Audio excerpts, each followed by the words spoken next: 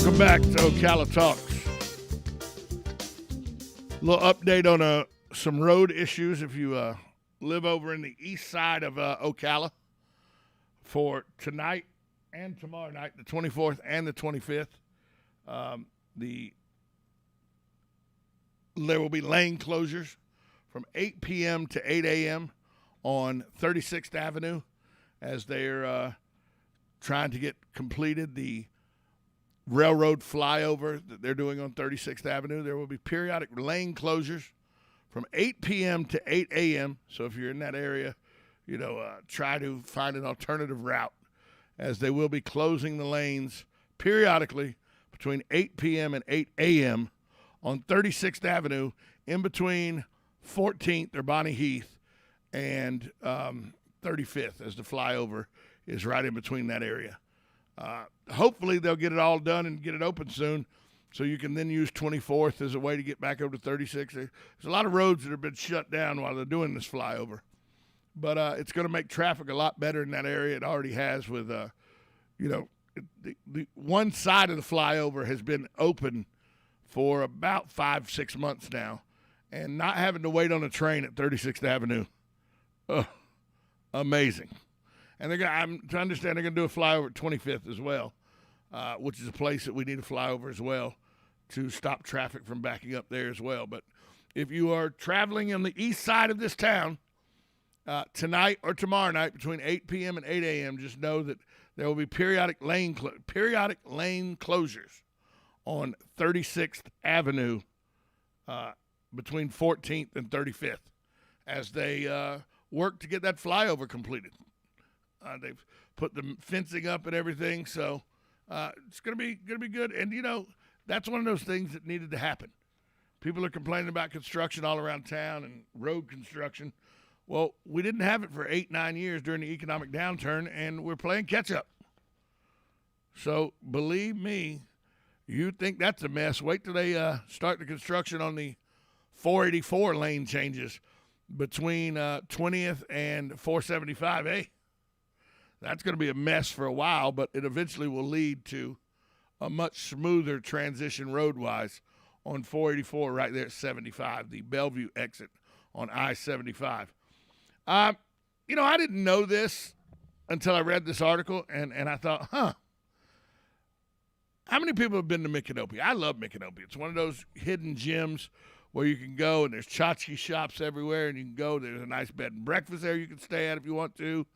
There's 2 or 3 little diners there. There's some art galleries and some antique shops and just some shops where it's more like a thrift store environment than it is a antique shop or something.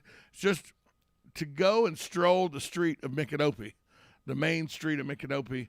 It's a good Saturday or Sunday afternoon for couples to do or something. It's just a good time.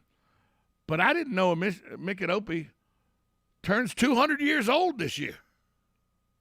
Something I was not aware. You'd think a guy that knows history would know this. I knew Micanopy was old, but I didn't know it was 200 years old. That makes it about, I don't know. What's that make it? 24 years older than Marion County. Micanopy was established in 1821 when European settlers arrived, when Spain relinquished control of Florida to the United States. Now, nearby Paynes Prairie has reported Native American settlements. I mean, come on, that's 15,000 years. You can go back and you find tools, arrowheads, all that can be found in Paynes Prairie. Well, you can find it in the Micanopy Museum, too. Timucua Indians settled in the prairie area in the 1500s, around the time that Hernando de Soto landed in Tampa Bay and headed northward. Mississippi Indians first came to the Micanopy area in the early 1700s, fleeing from Muskogee Indians first came from Georgia, fleeing from Georgia and the Carolinas as English and Spain fought in those territories. They're also called the Creek Indians. They fled to the Florida runaways. The Spanish word for runaway, Cimarron, passed in the Muskogean English as Seminole. Seminoles engaged in trade with colonials who mainly focused their efforts on the coast. Because that's where St. Augustine was, the oldest city in the state. But, the Paynes Prairie was a good hiding spot. The Seminole seat of power in Alachua was Cuskawilla, the town of Great Chief known as Cowkeeper. King Payne established a new tribal capital of Paynestown, right there on the savannah of Payne's Prairie. So Micanopy has a very vibrant history, and I had no idea it was its bicentennial. Gives me another reason now to go enjoy Micanopy once again and find out about the bicentennial. It's a little town, 30 miles away. Nice little town and nice little shops and diners and everything. And now a 200-year anniversary coming up, 200-year birthday coming up this year. The volunteers have opened the Micanopy Historical Society Museum again, letting people start learning about Florida history. I mean, it's been closed for the past year because of COVID, as everything else has been closed. But the museum is gearing up. It's going to open this Friday. Its claims as the oldest inland settled community in Florida celebrates its bicentennial. 200 years for Micanopy. I had no idea Micanopy had been around 200 years. Wow. Hey, so, usually I do dumb crook news, but this story came across and I had to read it. A security guard in China was spotted by police smuggling 2 suitcases out of a factory where he worked. So they, called the police. The police investigated, found the man he worked at a egg factory. He had stolen more than 1,000 eggs in the man's fridge. That's what they found. More than 1,000 stolen eggs in his fridge. As well as soap, boxes of tissue, and bottles of detergent that he'd taken from the cleaning closets at his company. And it even had lunch sandwiches he'd stolen out of the company refrigerator in his house as well. So this guy was stealing everything. He's stealing eggs from the company. He's taking people's lunches out of the refrigerator. He's taking soap, boxes of tissue, bottles of detergent out of the cleaning closets at his job. This guy was, maybe it was near Wuhan, and he knew that he would have the China virus, and so he was trying to get prepared with eggs and tissues and all, so he didn't have to go out. Maybe that was what was going on. I don't know, but how do you get out with 2 suitcases of stolen eggs? What are you going to do with 1,000 eggs, Joe Martone? Freeze them. The hell would you do with a frozen egg? Defrost it, then eat it. Frost it, defrost it, cook it, and eat it. I'd freeze them and throw them at you. That would hurt. Love you too, Tom. Good morning. I was listening to Micanopy. That was pretty good. I had no idea it was 200 years old. Well, do you realize 30 years ago that they filmed Doc Holliday? Doc Holliday was right there in Micanopy. Hollywood. Doc Hollywood. Michael J. Fox. Yeah. I've been there. I was there once. Not 30 years ago. I mean, recently. Right. It was pretty good. It's a nice little town. I met somebody I knew there, which was surprising. It's a nice little town, Micanopy. I like it. Nice little town. And there's a gentleman called Les Singleton. He's a preacher. Right. In the area. And when that little museum they have there, yeah, I went in there and I see this picture. He was in the movie. Well, there you go. There you go. He was in the movie. We're going to take a break. Oh, yeah? Coming back. Last segment, actually. Last half hour. Sorry, last half hour, because American Moms come on at 10:30.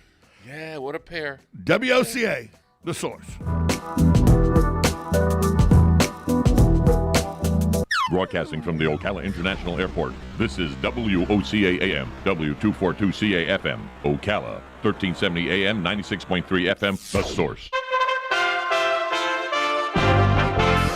USA Radio News with Lance Pride. A staunch critic of the Eastern European country of Belarus has been arrested after their president forced the plane he was on to land in the capital city of Minsk. Dan Araki from the Ohio USA Radio News Bureau reports. A leading Belarusian opposition figure has been arrested after being pulled off of a commercial flight. Roman Protasevich was arrested Sunday after Belarus's president Alexander Lukashenko ordered a military jet to guide a Ryanair flight down in the Belarusian capital of Minsk. The flight was en route to Vilnius, Lithuania from Athens. Protasevich was detained at the Minsk airport. After about 5 hours, the flight was allowed to continue to Vilnius. Protasevich is a former editor of one of the leading opposition media outlets in the country and one of the most vocal critics of Lukashenko, who's ruled in Belarus for 26 years. In a statement, Secretary of State Antony Blinken called for Protasevich's immediate release, calling his arrest a shocking act. The Republic of Belarus is a landlocked country with 9.5 million citizens. USA Radio News.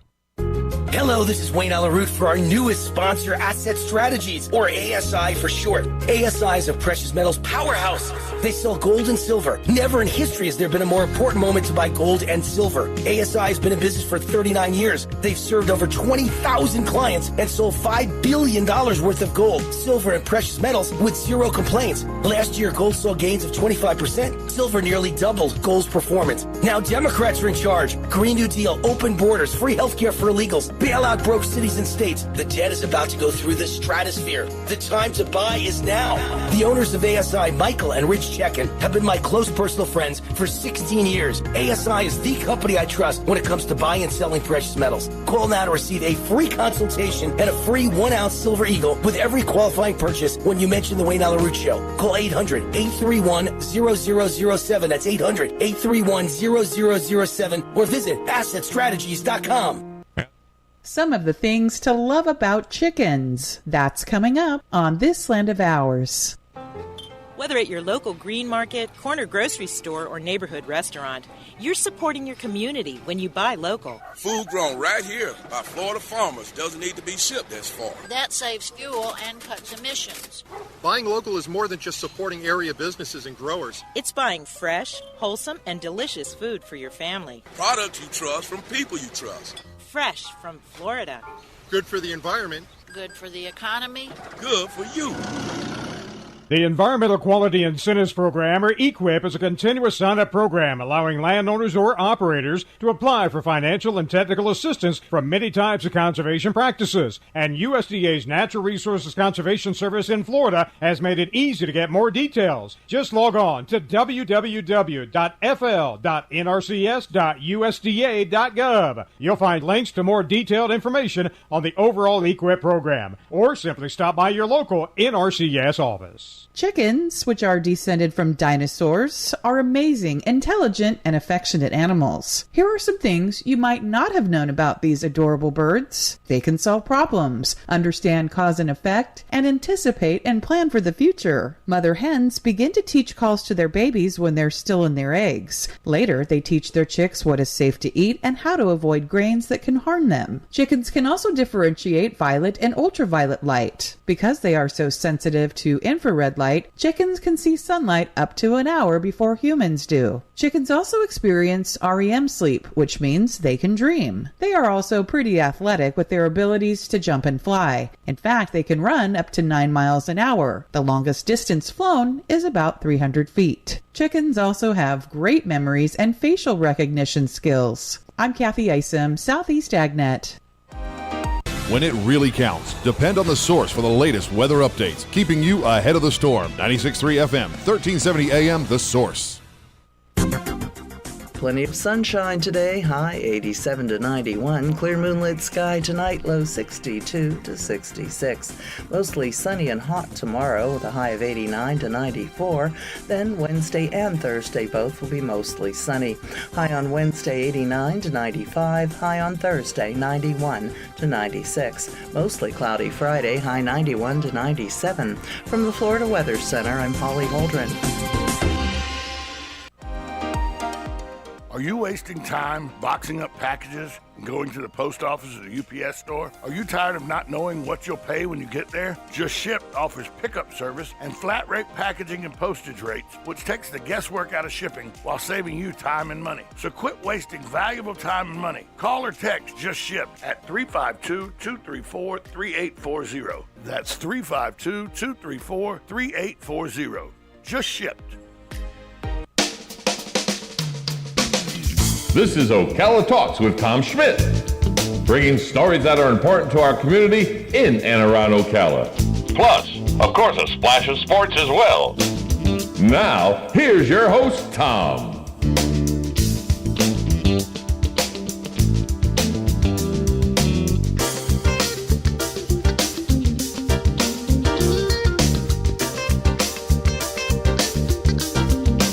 Welcome back to Ocala Talks. On a Monday. Joe Martone in the building with us. It's Monday. On his beautiful day. It is a beautiful day out there. It's going to be 93 though. That's going to be high of 93 today. Tomorrow be 65, 66 will be the low. Another day in the 90s, and then Thursday, 97. Friday, 97. close to triple digits. Yeah, I don't like that. Yeah, when they say 97, it's usually hotter. Well, 97 with 75% humidity is hotter. Oh yeah. Oh yeah. It's not, no fun. Not motorcycle weather, that's for sure. No, and that's what I was going to ask you about. In this kind of weather, even because you do the right thing, you motorcycle the right way. Right. A lot of people say, "Oh, it's great motorcycle weather. Get out there in a pair of shorts and a T-shirt." I don't think so. You don't do that. No. You put the leather on. You got clothing, but not leather. Yeah, I used to have you leather. got the leather boots on and everything. Oh yeah, I got the boots. I got the motorcycle boots I wear, and I wear the half gloves. And you can see from my suntan. It's got to be hot. Well, what I do now, and I don't do it during the week logically, but on the weekends I'll get up early, and I'm on the road by 7. I'm back at the house by 11. And I'll drive and putz around for 4 hours or whatever, 3 or 4 hours. Then I'll come back home because I do not like to ride anything over 82 degrees. It's just too damn hot. You interested though in this Unity for the Community benefit poker run to benefit the Greg Graham Legacy Fund? Are you going to ride in that, or will you do? I know when that is that, June what? June 5th. 5th. I know that the last time I saw you at an event for a biker event like this, you actually showed up later in the afternoon. Sat at the end of the bar, had you some food and everything, and enjoyed it that way. Yeah. So is that possibly what you'll do? It this depends. time? It depends when they're going to have it, what times. 12:30 is kickstands up. Oh, that's too hot. Yeah, no. Joe doesn't do. They're going to make 4 stops. Yeah, I've done poker runs in the afternoons, but it was a different time of the year, and it was tolerable. Uh-huh. And it was a Saturday, and the poker run started early in the morning and ended at like 2 o'clock. In no man's land, right? When you go on poker runs with motorcycles, you find these little bars you never knew of. Oh yeah, and this was a for Vets Helping Vets, and it was and the guy that owns it is a veteran, and he's veteran friendly, and I never knew it was way out there and off of 40, way out there. But never knew it existed. Not like it does. Where'd you go, Duffy's? Yeah. I didn't want to mention the name, but you got a mouth on you. By the way, you have an unfiltered mouth. I've been in there 3 times. Yeah. Every time. Yeah. Altercation. Why? I've been in there 3 times. I've been in there 3 times with my significant other, and somebody, pushes the envelope. Oh, well, I was surprised because very nice place. Well, not only is the place nice, but it has an outdoor. Like an outdoor extra, right? Kind of thing. Out back, yeah. Out back, where I guess they can do karaoke, or they do a karaoke, matter of fact, over there, but they have bands come in there. But the guy is a very pro veteran. Oh, he big is. Time. Because he is a veteran. Yes. And by the way, all 3 altercations were quelled by the staff. They handled it. Oh, they came. They stepped in. Oh yeah. Don't do that, please. They handled it.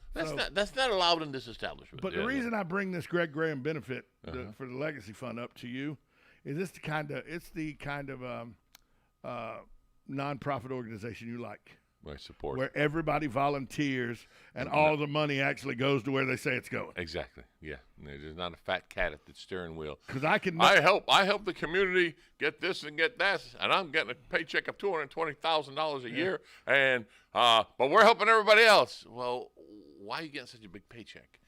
Why don't you live normal? Well, because we've brought in millions and millions of dollars. Have you? Well, have you done it, or has the community done it? But if you brought in those millions and millions of dollars through community support, shouldn't those millions and millions of dollars go to the people it's supposed to support, not you driving a Cadillac Escalade? Well, the car. You used to say that, but cars nowadays is not a status symbol like it used to be. Yeah, but people still go buy those expensive cars. Yeah, otherwise the company would be out of business. Right. Yeah. So, but if we're going to go on the subject of cars, but I think this is a great event, though. And what is the legacy for, sir? The Greg Graham Legacy Fund supplies funds to things that were special to Greg Graham.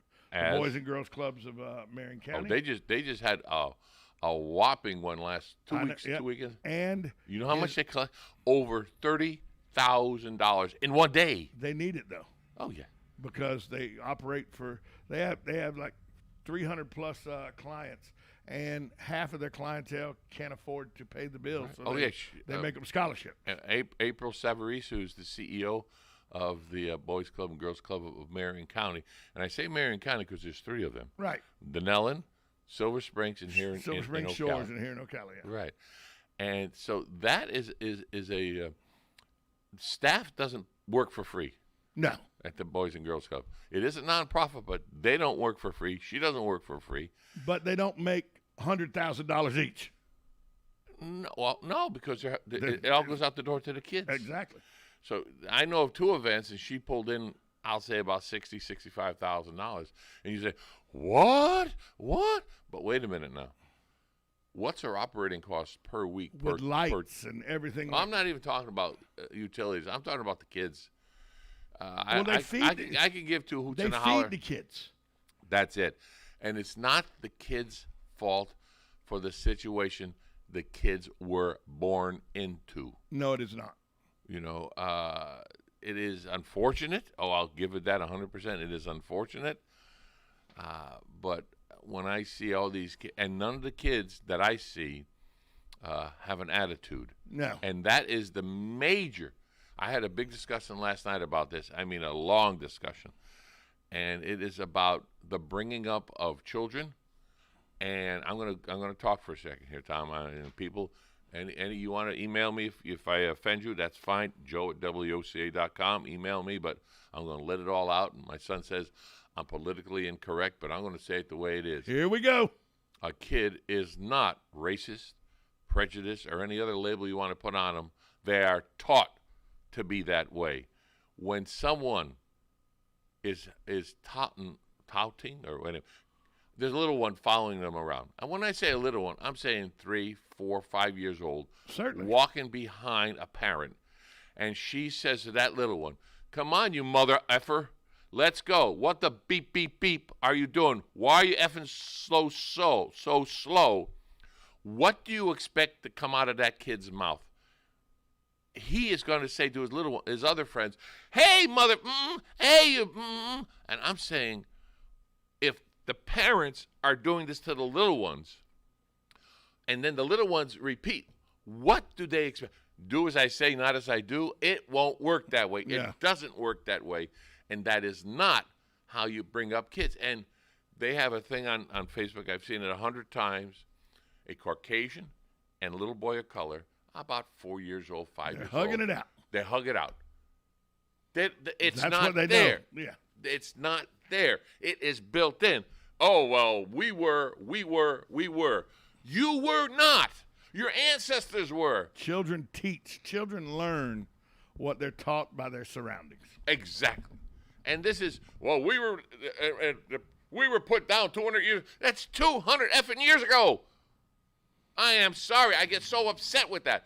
I have not done anything to you, and yet you hate me because of the color of my skin. No, I don't hate you because you're a different color of skin. I had a little story years ago, and people had to get used to me. I'm so quiet and calm and everything, right? Yes. Well, this was in the southern states, and it took a while for people to get used to me. Once they got used to me, it was cream on You're the a loud coffee. New Yorker. It takes a while. Well, Connecticut, close enough. Close enough. Close enough. But it's what you are brought up to believe. I don't believe every person of color is bad. I am sorry, it doesn't work that way. And by the way, I don't believe every white person is good. True. Yeah. Oh yeah.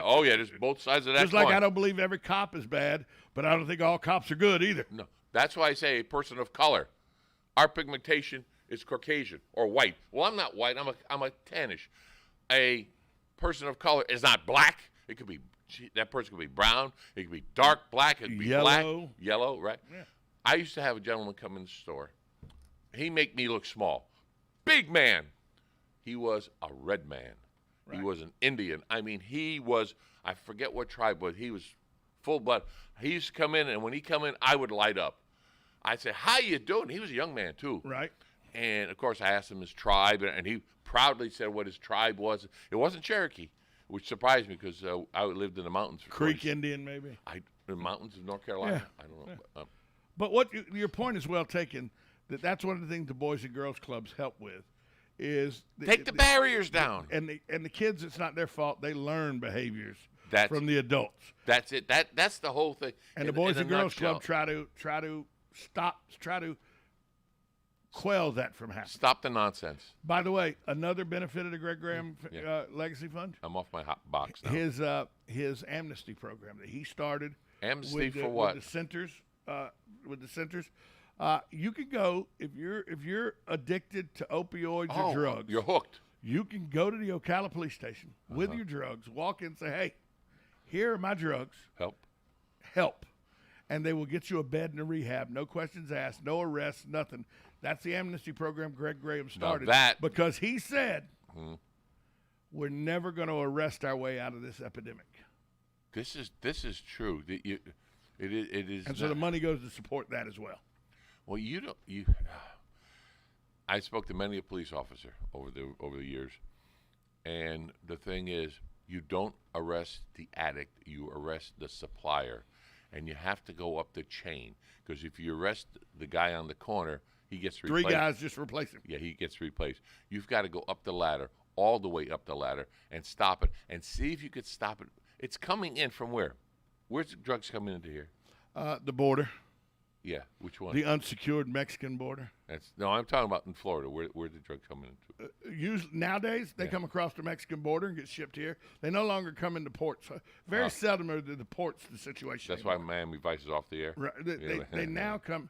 They now back in the day they were brought in on cigar boats and stuff cigar like that. Boats, yeah. But now they're trucked across the U.S. Mexican border because there's less chance of getting caught than there is by the Coast Guard bringing it in the water and everything. That's true. Because the border is unsecure. Well, you don't have to say that loud. I know that. I understand. You're trying to make me a on point. My soapbox. You made me a point. My soapbox. Well, But, again, the law enforcement knows it's happening, and they don't come by back roads. They're on the major highways driving it across. Oh, they're driving in rental vans and cars that are doing the speed limit that you would never know. Oh no! Well, if they would have to jack up the springs and everything, and because if you're driving with a lot of drugs and it's weighting it back and down, you kind of notice. Yeah, but what they do is it's and I say this I make no bones about it. In the late '80s and early '90s, I understood the drug trade really well. I make no bones about it. I was not a nice person then. You are a nice person now? I did my time. My life was saved by Todd Mashburn, who arrested me for drug possession, and thank God for Todd Mashburn at the Bullitt County Sheriff's Office. Well, you have turned I would around. be dead. Well, you have turned around. Yeah, I literally would be dead. You're still rough around the edges, though. No problem with that. Yeah, I can handle rough around the edges. Todd Mashburn saved my life, and he's now Major Todd Mashburn. I'm glad he did. Right. Because if he didn't, you know why? You'd have to do radio. Well, I don't mind doing radio. No, I wouldn't have met the you. The audience would mind. Yeah, it's probably true. That's Joe at WOCA.com. But I'm glad that Todd turned your butt around, because if that wasn't, I would have never met you. And I'm glad I met you. I really am. You'd be amazed what a Glock and an electronic door, what they can do to your psyche. I thought you were going to say a taser. He put a Glock to my head and said, "Don't move." I'm like, "Todd, it's me." He goes, "Not tonight, it's not." Because you weren't you. He treated me like a drug suspect. You know why? You were. I was. Yeah. So I know a little something about the trade. They don't bring in you see the big vans that are loaded and all, but a lot of the drugs come in 3 or 4 suitcases in the trunk. So they have a lot of mules, per se. Oh, yeah. For those who don't know what a mule is a transporter. Oh, yeah. But the Greg Graham Legacy Fund realizes that even though you do have to arrest drug dealers, and by the way, if you get pulled over and you got drugs in your car, you can't then say, "Hey, I got a problem. I want to go to that's rehab." Too late. That's too late. It's too late. No. Too late. No. But if you walk into the police station, voluntarily give up your drugs and ask for help, you get a bed in a facility here in Which Marion one? County. Where's this? Right over? Right here. Yeah, they do it with 3 or 4 different places now. In the city or county also? No, it's done at the Ocala Police Department. That's city. Right. But you can be you can be a resident of Marion County. They've had people come as far away as from Tampa to turn their drugs in and say, "I need help." I will say this to those that have done it, or those of you that are thinking of doing it, over 100 people have come through the program. I tip my hat to you, for those who know what that means, because you are taking a step forward. You're leaving that bad life behind, and you've got a lot of nerve. I'm sorry, not nerve, guts. Yeah. That's the word. You have a lot of guts to do it, good kind of guts. First off, to be a drug addict and to walk into a police station, because you got to be walking in that police station going, they say I'm not going to get arrested, but I know they're damn sure going to arrest me when I walk in here. But they don't. But to get over that initial fear, because if I was hooked on drugs and it was paranoia, my first thought would be, they say they're not going to arrest me, but they're probably going to arrest me. I don't know if I want to do that. They're going to arrest me. And you go, they will not arrest you. You walk in, I have a problem. Here's my drugs. I need help. Here's my paraphernalia. They'll get you the help. Because Chief Greg Graham, the late Chief Greg Graham, who this benefit is for on June 5th, said. What day is that? It's a Saturday. That's a good day. Said you're never going to arrest your way out of drug addiction. No. And you're not. Because you're going to put them in there. They're going to be in there for 2 or 3 days. They're going to get a bond hearing, a bail. They're going to go back out. They're going to go right back to using drugs again. That's the thing. When people use drugs, I always say, why? Reality is a whole different concept of what we understand as reality and what a drug addict understands as reality. Yes. It's why I know it's a high, and it makes you feel like, I don't know what it makes you feel like. No. Here's the thing about it. After a while, you feel like the biggest piece of garbage too. You know you have a problem. You know that you're not a good person in society. Yeah. And there's nothing you can do about it. Really? Because you have to have it. Okay, so it's a disease. It's an addiction. It's a disease. Just like alcohol. How about cigarettes? Just like cigarettes. You have to have it. But yet, I've never smoked. I've tried it. I didn't like the taste the first, second, third time. Yeah, I never smoked a cigarette in my life. I tried it. I tried it years ago, and I just like. I did dip a lot, though. I did do Copenhagen a bunch. And you love to say the brands on the air. But you know how. You got those sandals on. You know why I stopped doing it? Cancer in the mouth. Nope. I went into the Jiffy store on Lim Turner Boulevard in Jacksonville, Florida. Yeah. And Lim Turner Road, not Boulevard. Lim Turner Road, actually Callahan, Florida. Okay, you went. And I put $1.89 on the counter. Yeah. Got my can of Copenhagen, put $1.89 on the counter. She goes, $2.11. I go, for what? She goes, it went up to $2.11. I said, I'll be damned. And I got my $1.89, walked out. I was 19 years old. Hadn't had a dip since. And I was dipping almost 2 cans a day. Wow. But it went to $2.11. You know what it is now? Like $7 a can. Now, they used to have the dip, and then they used to have the little packets. Oh, yeah. It's for people that couldn't put the dip in. They put the packet in because they thought the dip was gross. So all they have to do is show somebody that half their jaw was removed because of that. That's a deterrent. We did it because it was baseball. You know, we thought we well, were cool because baseball players did it and everything. Hey, before American Moms get in here, I got to ask you this question. We got a couple things I got to get through. Go ahead. Toppings. America's favorite burger. America's favorite food is a hamburger, cheeseburger. Yes, I agree, and pizza. According to a survey by YouGov, what do you think the favorite topping on a burger is? Topping, just one topping? One topping. The number one. If you could only have one thing to go on a hamburger, what would be the one thing? I hate to say this, but I'd say ketchup. Nope. Good. Cheese. 73% said, as long as I got cheese on it, I don't need anything else. There you go. Yeah. What do you think's next? Oh, after cheese? Yep. Lettuce and tomato. Lettuce and tomato are second and third on the list, 64%. And mayo. 58%. If they have another. Well, condiments are next at mayo. 57%. Ketchup, mustard, mayo. Onions, 56%. Oh, onions are good. Pickles, 54%. I don't really care for pickles. You lied? Not on my hamburger. Oh, not on the hamburger. Okay. Yeah. I love pickles. I know. I love pickles on a good chicken sandwich. Twice. You know, good chicken. I won't say the name of the place, but Thank it started you. in Atlanta. Time. Started in Atlanta. Shut up. You know, Shut up. I won't say the name of it. Shut up. It's closed on Sundays. Shut up. But I like the pickles on their chicken sandwich. Oh, yeah. Here's one, and I know people like it, but I know it goes well on everything. What but I'm just not on a hamburger? I'm not a big fan. I don't get the bacon. I don't. You don't like bacon on chicken? I love bacon, but not on a hamburger. I don't put bacon on a hamburger. I like bacon on a hamburger, but it's got to be crispy bacon, not the limp bacon. 45. Well, see, and that's the thing. I like the limp bacon, so the crispy bacon grosses me out. Oh, wow. So 45% say bacon. Yeah. Then you know what the next one is, and I get this every chance I get. This goes on a burger. I'm having deja vu now. It was scaring the hell out of me. I'd rather have this on a burger than lettuce, tomato, and onions. Let's see. Don't say relish. No. Good, thank goodness. Whew. Sometimes I worry about you. No, it's a type of topping. It's a type of topping. You know, well, we went through. It's not a vegetable, but it's it's close. I give up. What? Mushrooms. I'd rather have a mushroom Swiss burger than lettuce, tomato, or anything. I just love mushroom Swiss burgers. But I love look. I could eat. Remember, I can eat my weight in fried pickles twice. Yeah. I can eat my weight in fried mushrooms 6-7 different times. My dad used to make fried mushrooms out of the oven with the oil. Oh, yeah. Here's one that I do. Who puts this on their hamburger? What? French fries. Somebody that's bored or try to.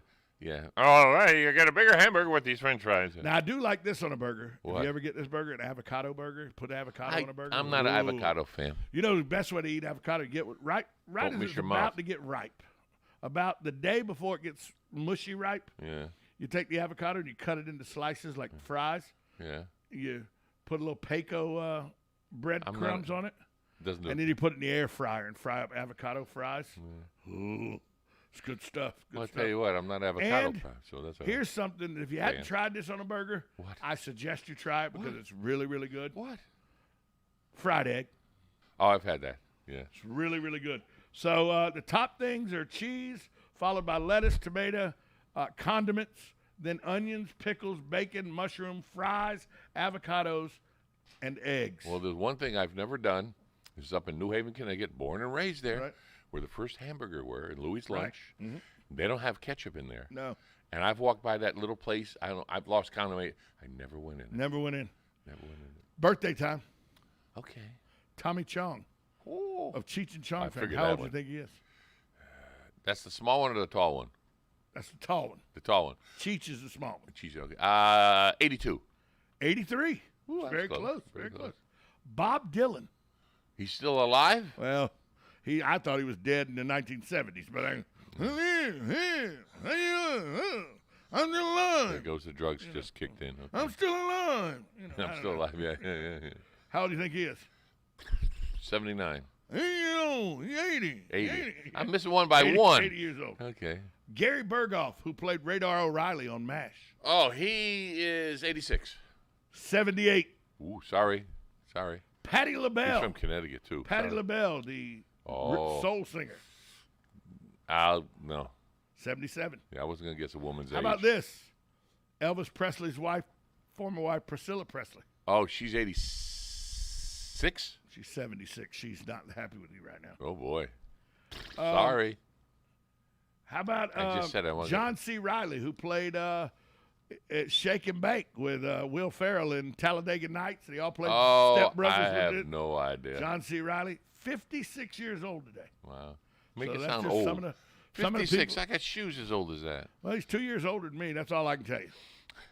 Well, he's actually a year and 2 months older. A year and 2 months older. You're picking here. Hey, by the way, July when my birthday comes up, Yeah. I expect a nice gift from you. You will. Yeah. You'll walk funny after I give it to you. No, I just want the 4 days off. Ah.